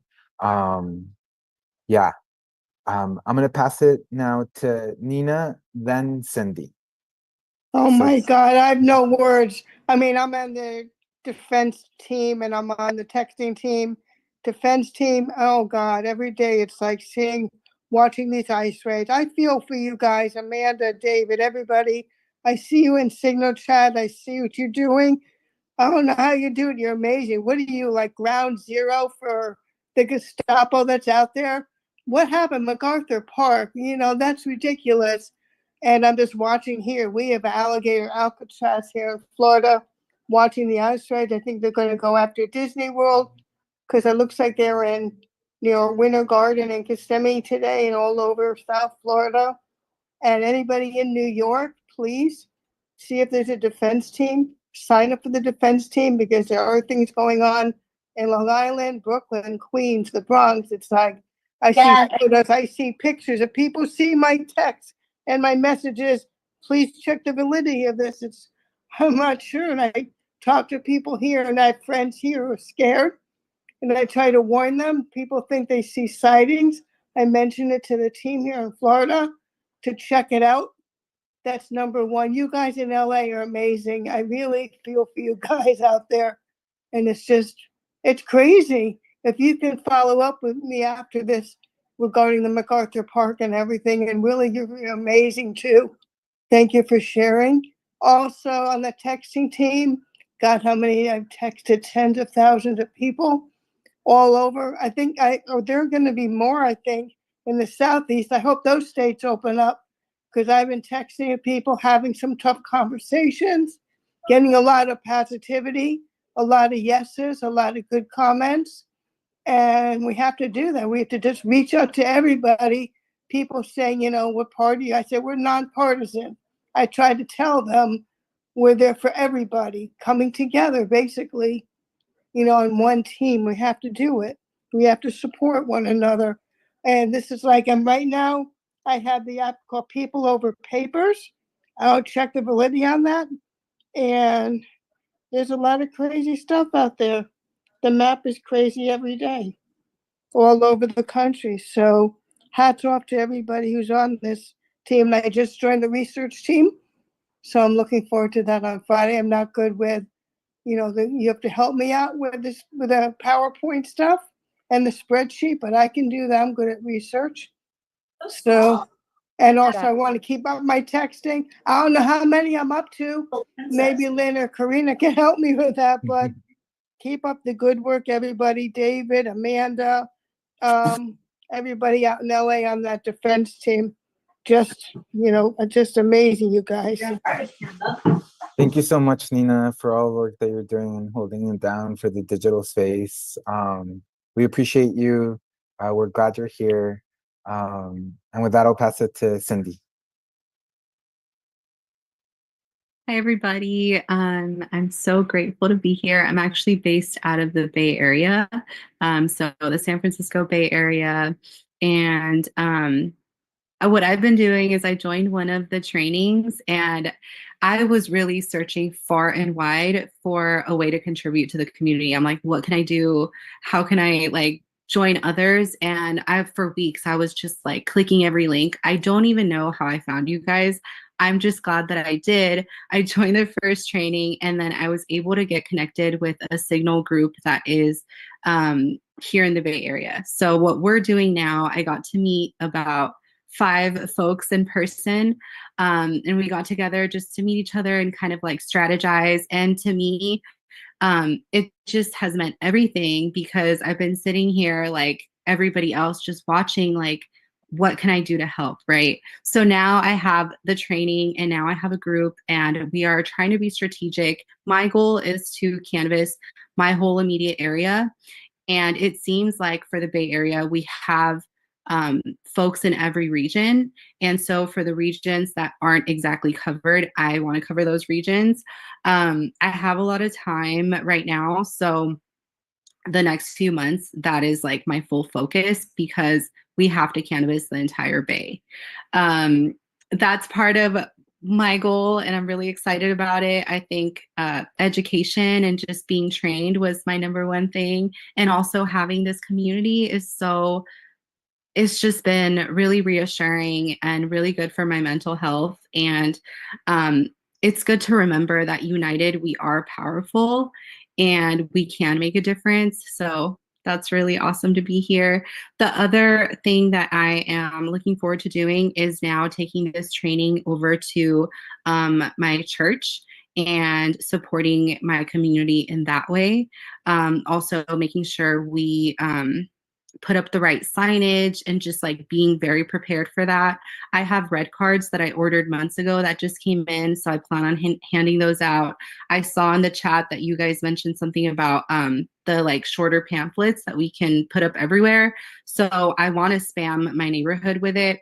Thankfully, I am in a predominantly Latino area, so I feel like it's going to be received very well, and that makes me feel just excited. I've been really sick, so I haven't gotten to actually go out and canvas yet.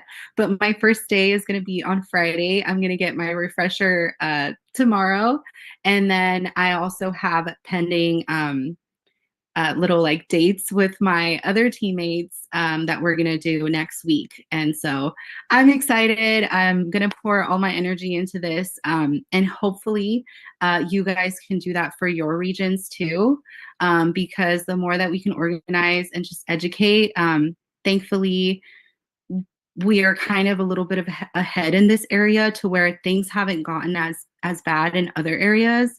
So I hope that we can just get ahead of it before it does get bad, just because of that stupid bill that we know they're just going to have funding. So that's what I'm doing. I know I kind of talked a lot, but yeah, love you guys and just so grateful, and keep it up, y'all. Thank you so much, Cynthia, for organizing the Bay Area and having those one-to-ones and those dates with your friends, your new friends. I have someone in the chat asking that they have family members in the Bay Area. How can they contact your group? I need to figure out how to add you guys to the Signal chat. So let me figure that out. I'm just going to put my contact information here, and then you guys can reach me that way, and I'll try to add you guys to the chat. So thank you so much for everything that you're doing. Super inspiring. Wendy and then Beret. Sorry if I'm mispronouncing that. Hola, buenas noches. Vengo en español para recordarnos que nuestro lenguaje también es forma de resistencia y que yo sé que queremos informar a la comunidad, y en veces lo que veo es que estamos dando información en inglés y eso tal vez no es accesible para toda la gente. Y yo sé que en Latinoamérica se habla otros lenguajes, pero es importante que tengamos gente que pueda dar recursos en otros lenguajes, porque hay gente que los necesita. Cuando ve eso no entiende, entonces es importante que tengamos eso en mente. Yo trabajo en una escuela en MacArthur Park y esta semana que acaba de pasar nos forzaron que cerráramos la escuela, y eso fue muy duro para mí porque mis estudiantes estuvieron muy asustados en lo que estaba pasando, y nuestros padres vinieron a la escuela sabiendo que tenían riesgo de su vida, pero para ellos sus hijos vienen primero. Y entonces era muy duro ver que los helicópteros estaban ahí y lo que estaba pasando. Entonces la forma que yo estoy poniendo resistencia es asegurándome que yo pueda ser la persona que esté pasando la información en el lenguaje que yo puedo, y también ayudando a mi comunidad. Yo también soy una activista ayudando y apoyando a Unión del Barrio con la huelga de Home Depot que tenemos. Así que por favor no vayan a comprar Home Depot, y sigan diciendo a la gente que no compremos a Home Depot.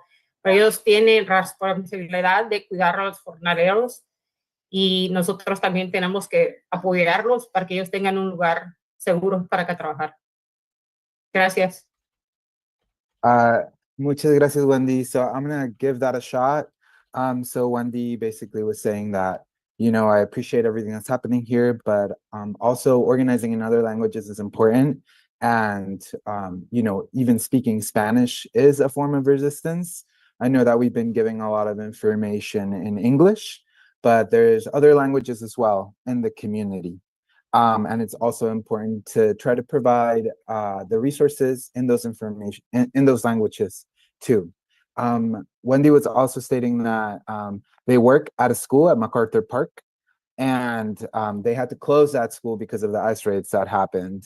And so, you know, students were very afraid during that situation, and their parents still came to pick them up. You know, even with ice there and with the danger of ice, their kids came first. And, you know, it was a pretty intense scene with the helicopters flying around. So she's one of the people as part of the like neighborhood defense groups. It's one of the OG Latino groups, I think, in LA. And so part of the work that they're doing within the Barrios group, the neighborhood group, is to campaign against Home Depot. So please boycott Home Depot. Don't buy from Home Depot. They are allowing ICE to take day laborers. So I think I covered everything. Wendy, traté de interpretar todo lo que dijiste. Yeah. No, you got it. You got it gracias. all. Thank you so much. Yeah, no worries. And then, Beret, go for it.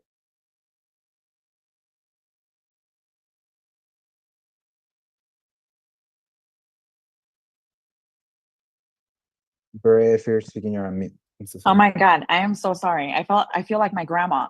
It's like, where's the button? So, hello everyone. Thank you for having me. My name is Bere, known as Berenice. I am of Mayan descent from Guatemala. My pronouns are she, her, hers. Also Salvadorian descent, because we talk nationality too. I am here in Los Angeles, in the heart of what I know to be mass genocide, because I've studied it for many, many years.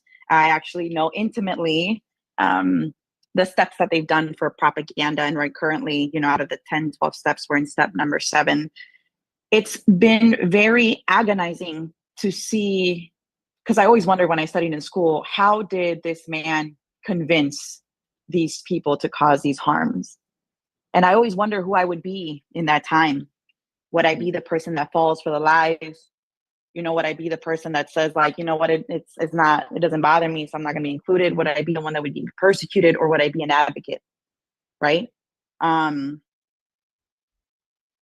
Never did I think that this would happen. I want to talk a little bit about some key points that everyone's made here.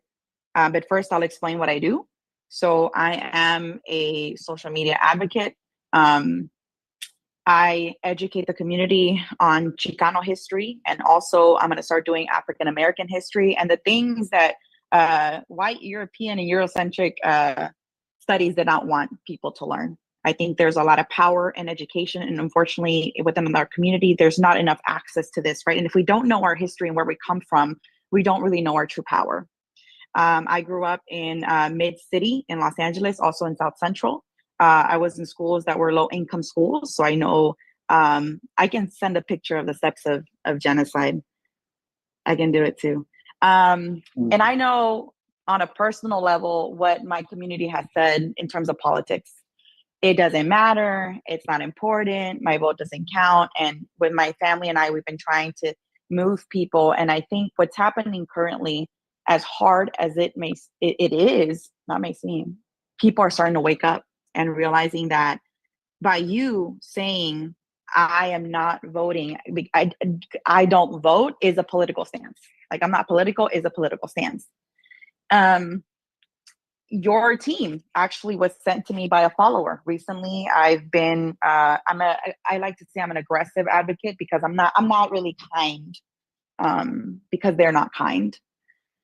And some of my videos are starting to go viral, including you know, the people that support this, on top of, like, amongst other things.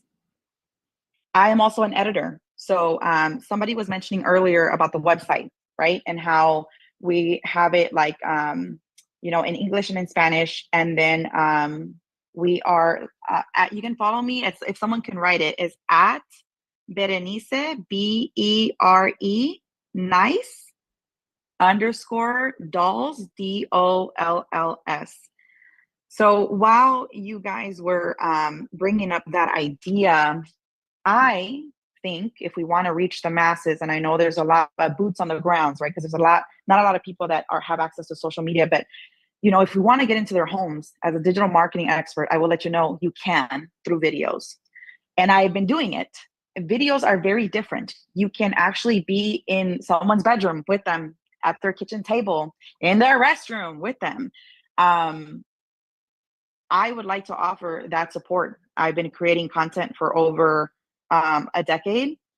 It's Berenice, yeah, very nice. I've been creating content for over a decade. I've worked at places like the YouTube production studio here in LA, as well as Netflix. So very much in entertainment, to really know how to create a storyline, and that's what we need. Right now, we are suffering with the poverty of attention. It is, if you want a distraction, everyone's getting it right now. And we need to be able to hook people in to get them to realize that this is an emergency. I'm not sure if everyone is familiar about what's been happening in detention centers, but it's been happening for many, many years. Forced hysterectomies has been a thing since 1917, since they passed a bill. And let me see if I remember the name of that bill.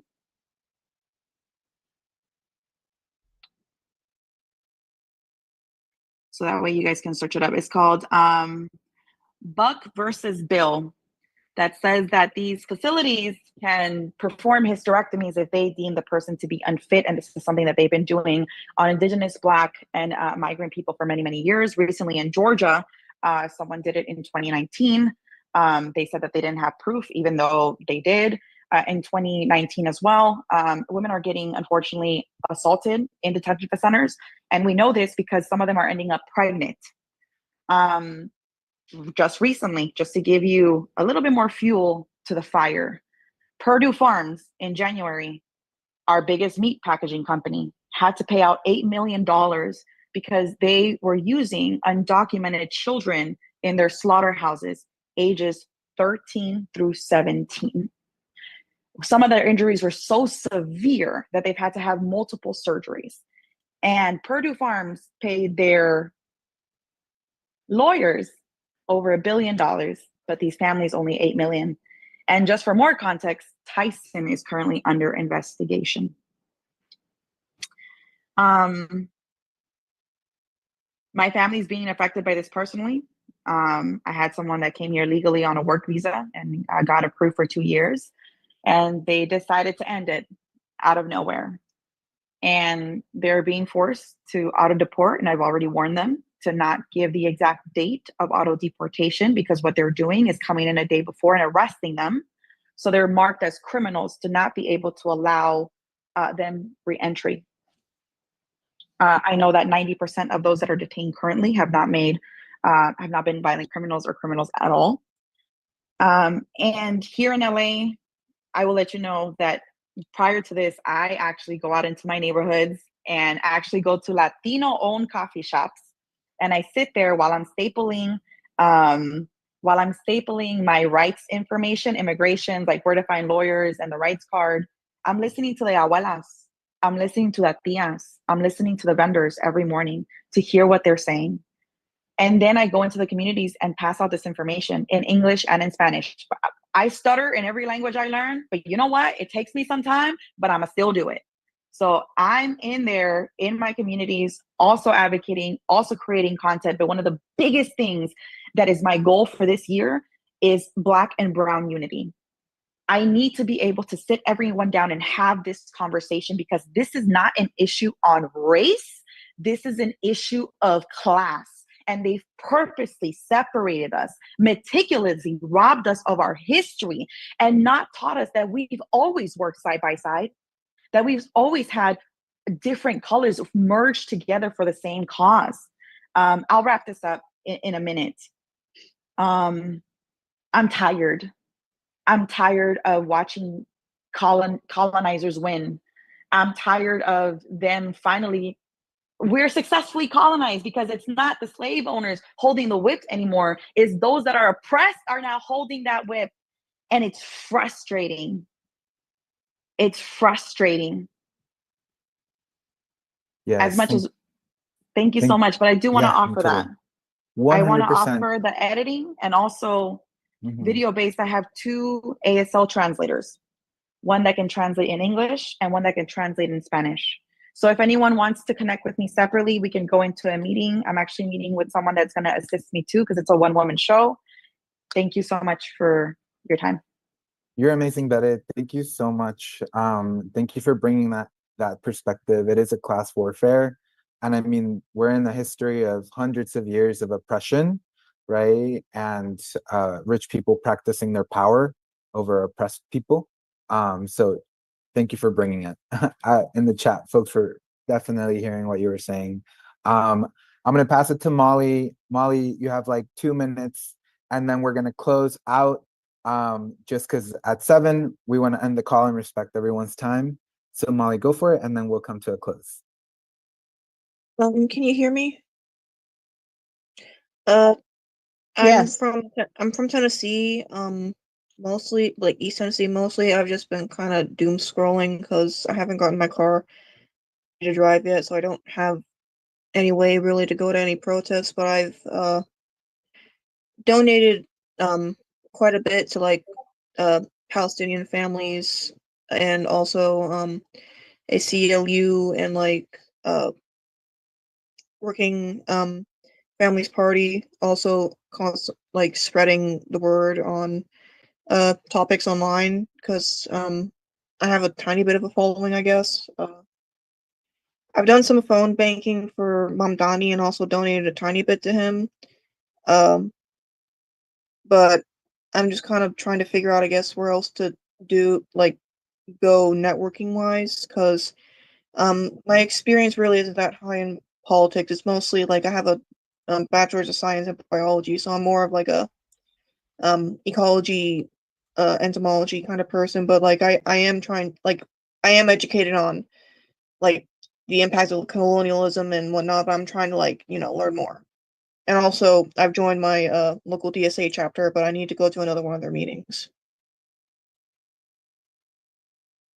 Thank you so much, Molly, for sharing. I think, yeah, first getting into, organizing a movement can be a little bit tricky to find your place, but you have a whole community of people here to lean on and to reach out to. And so I just want to thank you for like stepping into this space, and thank everybody that came off mute, offered their skills, offered their stories, because it's going to take all of us to build the necessary power, just straight up power, to make a stand to this fascist regime. And so, sorry. Oh, were you gonna say something? Sorry. Okay. And so, yeah, just to close this out, again, if you have not gone through the pipeline, text WOB to 58910 to get started on all our trainings. I want to thank you all for coming out tonight, for all the work that you're doing. And so I just want to end us in a little bit of a, a shout, just to like rally us real quick.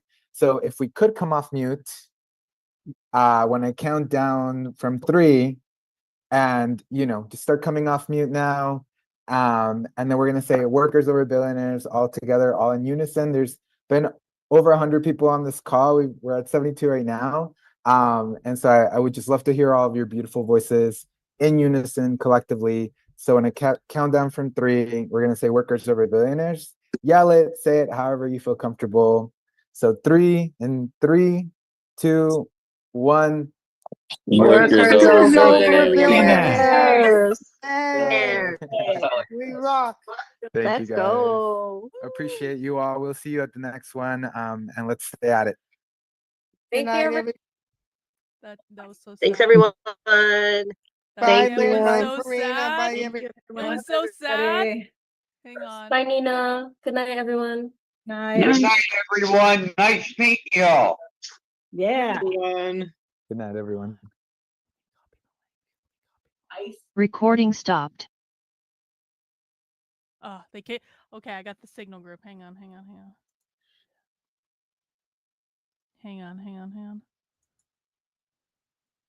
All right. I got one of the links to their signal group anyway, so that was cool. Okay, so that is the end of the call. Got some great clips from that. I do have some chats I want to acknowledge. Thank you to two ladies for being a member of the channel for 16 months. For more to actually understand, to actually learn how these groups are planning to attack our country. Remember, new members, thank you for the super chat, two ladies. Remember, new members, you need to learn their language to actually see how big and dangerous this group is. Yeah, so I want to say this, guys. There was a lot of shit posting in the chat. And Lisa, I do appreciate the super sticker. Thank you for that. But Lisa, I also have to say, you repeatedly calling them crazy and insane is not helpful. It's not productive. And it's not going to continue in my chat in the future. Like, I'm about to lay down the law on a couple things. We don't do this. We don't do this here. This is not low IQ conservative retard content. We take this seriously. And if people are just in the chat going, they're crazy, they're crazy, they're crazy, they're mentally ill, they're mentally ill, they're mentally ill, they're lunatics, they're crazy, they're lunatics. If that's all you're doing and if that's your contribution, thank you for the super sticker. I appreciate it. I don't know that this is the place for you if you are committed to this path, because I promise you that doing this repeatedly without listening and without learning, you're going to get banned from my channel at some point. I'm just going to be straight up. You will absolutely get banned from my channel if the only contribution you have is they're crazy, they're crazy, they're crazy, they're crazy, they're crazy, because I don't want to hear it. They are winning and we are losing, so you are losing to crazy. You are losing to crazy. So perhaps we should be learning what they're doing instead of commenting on it all the time. Is there a monetized tier of protester who are of higher character? No, conservatives, no. There are no such things as a paid protester. That is a lie that your bullshit artists have convinced you of. That is not true. In fact, you heard them on this call. They are self-funded. So no, there's not any higher level tier of paid protester. The paid protester is a bullshit narrative lie that your side has told to keep you complacent so that you don't actually do anything productive to fight back. So that is not true at all. To this person who has never chatted in on my channel before but wants to go, the left is pro-Hamas. You don't know what the fuck you're talking about, bro. You have no fucking clue what you're talking about. Get a grip. Do people ever go physically deep cover infiltration into their scenes? Yes, I have gone undercover at their events. I know many people who've gone undercover at their events. There are many people who do this. And guess what? Guess what happens? Guess what happens, guys, when you go undercover at their events? I just had this happen this weekend. I knew more than one person who was undercover at the Socialism conference this past weekend. And I have heard from both of those people something to the extent of, holy shit, I didn't realize how bad this was. That's the reaction universally. Anytime someone actually goes to their events, they learn very quickly that this is a serious problem. And this is why we take this seriously on this channel.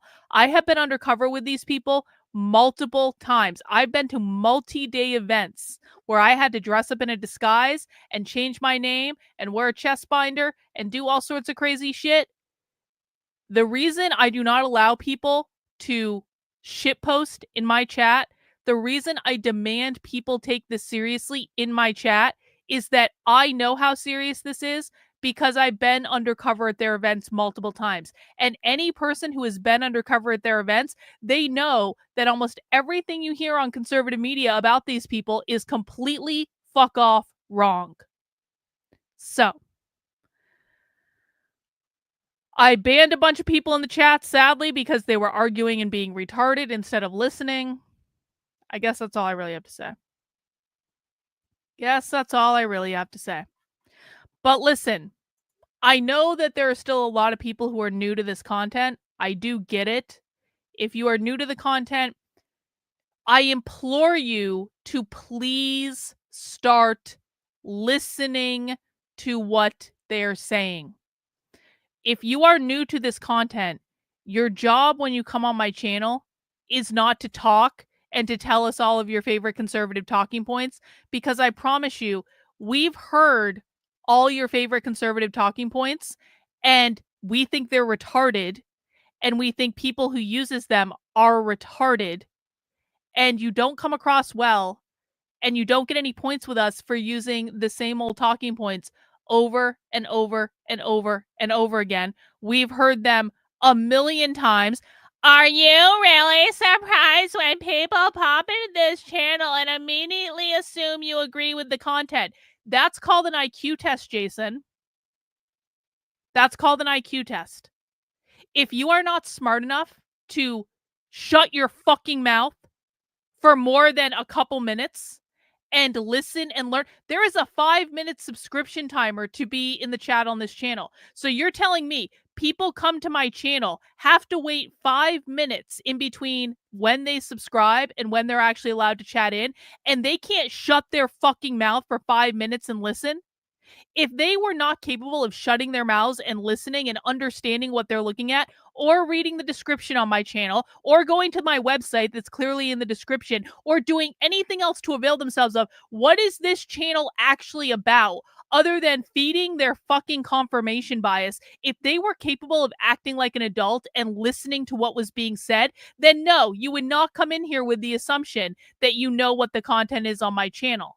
This is an IQ test. This is a filtering mechanism. If you are so fuck off stupid that you cannot understand what the content on my channel is within a 5-minute time limit between when you subscribe to my chat and when you start running your mouth because you haven't listened to a word that's been said on the stream, you haven't bothered to read a description of the stream, you haven't bothered to go over to the Substack and see what that is, you haven't bothered to go to my website and see what that is, you have no concept of any of this, you haven't done your basic research, why in the world would I want people on my channel who aren't capable of a very, very basic low level of discernment and research before they start running their mouths? This is the problem with the right. The right does not shut the fuck up and listen. Who said you passed my IQ test?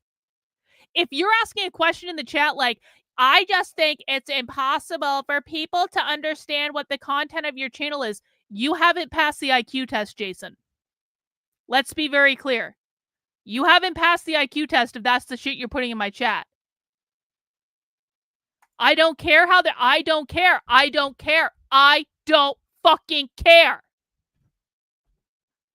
I don't know how this is so difficult to understand. This is a retard-free channel, and I will always have a smaller audience on this channel because I absolutely insist that the people who are in my chat and the people who are active in my community, we are not having low IQ retard bullshit here.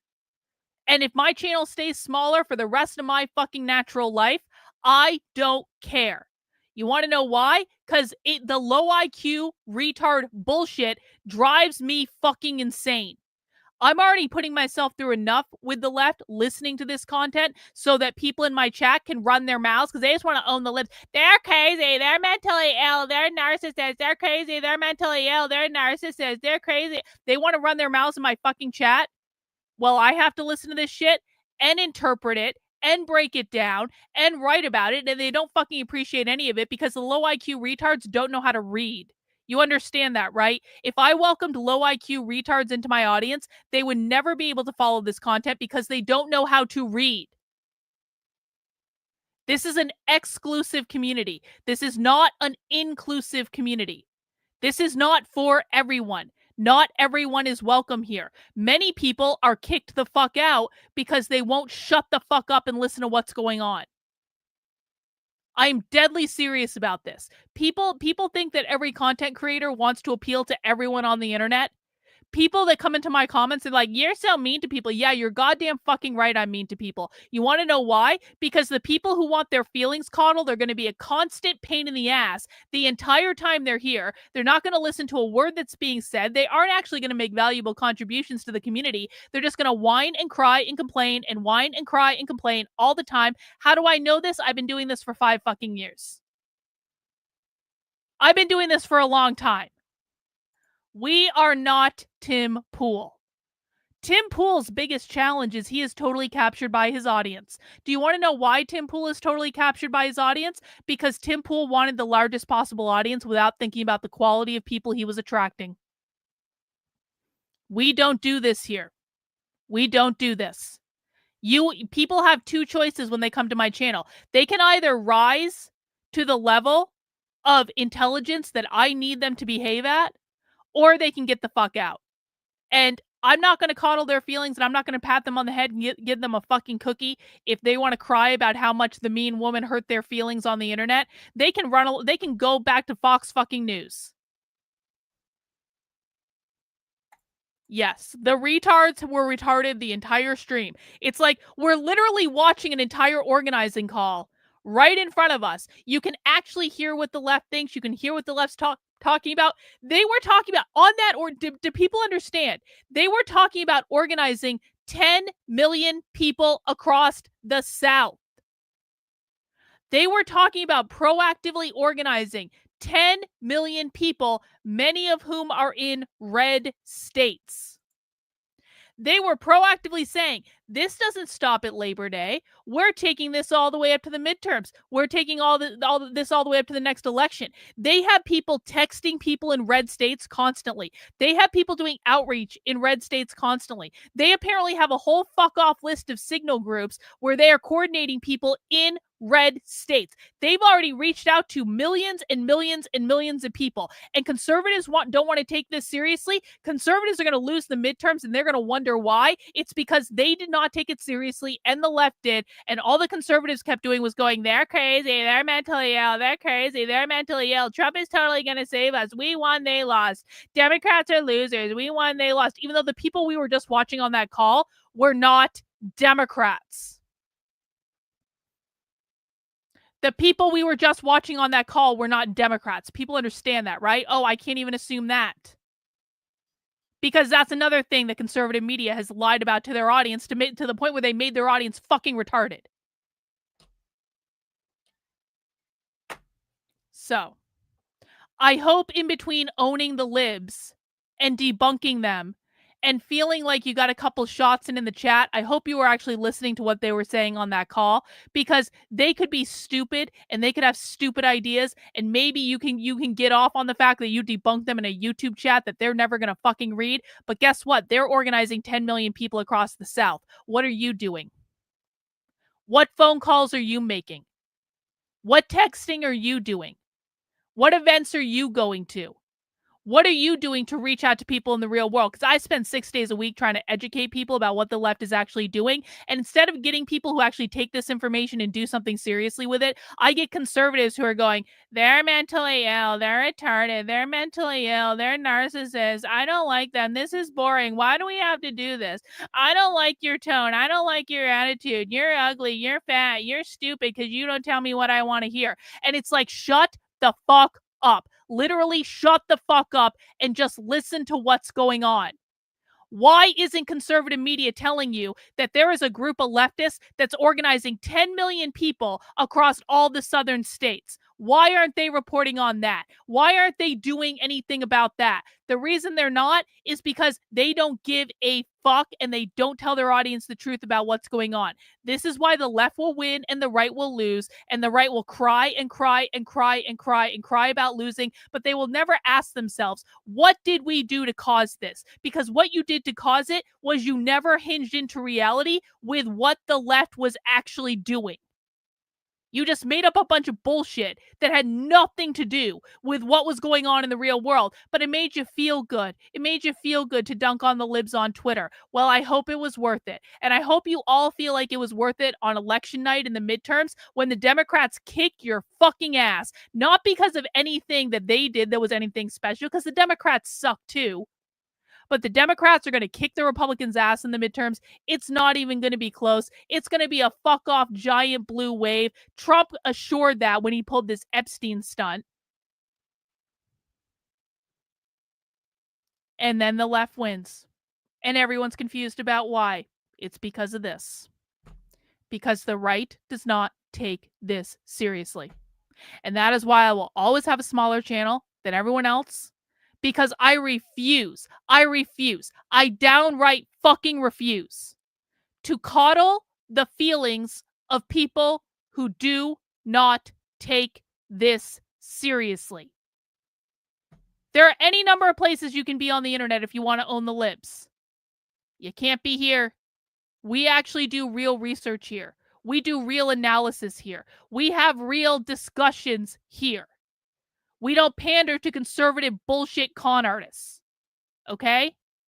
So if that's what you're looking for, welcome. You can stay. If you're just looking for a place you can dunk on the libs and feel good about yourself because you made a chat from an anonymous account on the internet, get the fuck out. Anyway, I'm going to go make some clips now.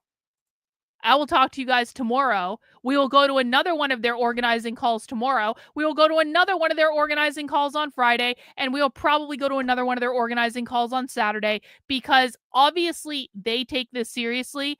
And we should be learning from people who actually take this shit seriously, regardless of whether or not we're on the same side. So I'm going to go make some clips now. Bye.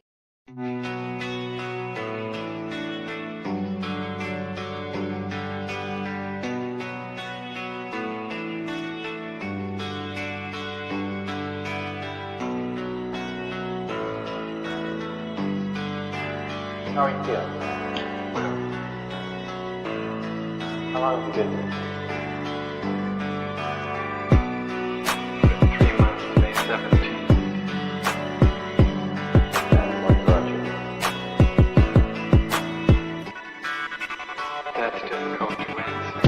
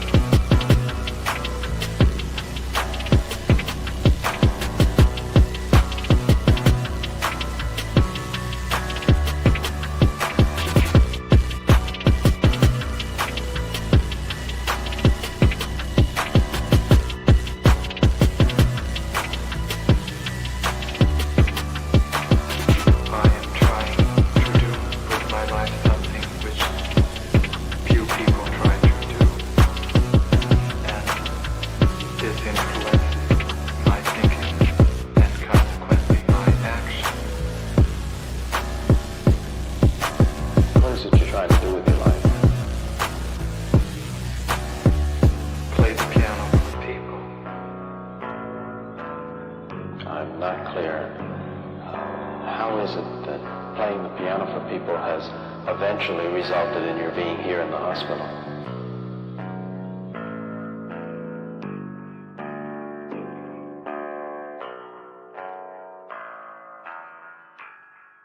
That's difficult to answer.